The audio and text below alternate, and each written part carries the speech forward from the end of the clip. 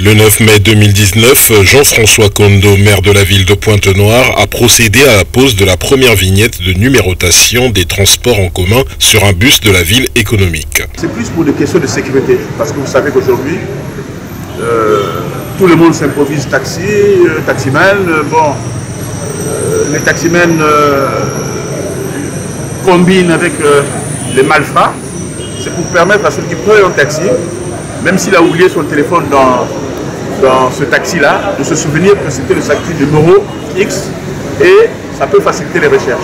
Ayant pour objectif premier l'identification et la gestion quantitative des transports commerciaux en vue de garantir la sécurité de ses acteurs et usagers, la vignette de numérotation, bien qu'étant qu'à ses premiers jours d'existence, fait déjà couler de la salive au sein de la famille des transporteurs suite à son caractère payant qui vient s'ajouter à une multitude de taxes déjà existantes.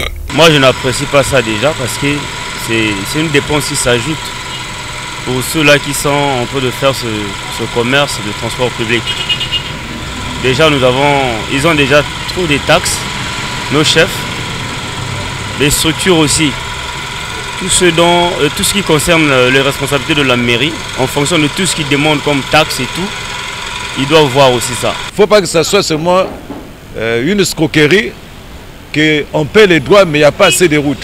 Les routes ne sont pas bien arrangées. Mon point de vue, ce n'est pas normal. Par rapport à la conjoncture actuelle qu'on est en train de vivre, on ne peut pas augmenter les choses comme ça là. Il faut voir comment on est en train de travailler. Le revenu, pour nous, c'est peu. Mais eux, ils connaissent ce qui se passe. Tout est devenu difficile. Mais comment, du coup, vous augmentez les choses? Ça ne marche pas. Ça va peser chez les patronats. Même chez nous aussi, ça va peser.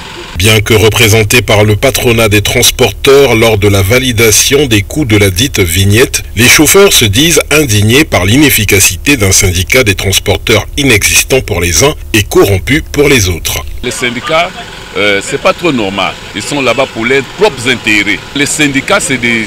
Comment dirais-je? C'est des parasites. Mais nous n'avons pas de syndicats.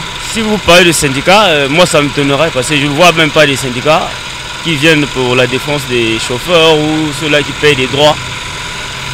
Quand c'est des chefs par exemple, des propriétaires des voitures. Si vous les interrogez, ils ont beaucoup de problèmes.